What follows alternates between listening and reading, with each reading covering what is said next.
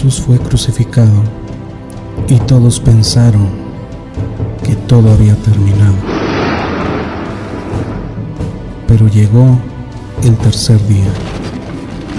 Jesús resucitó victorioso.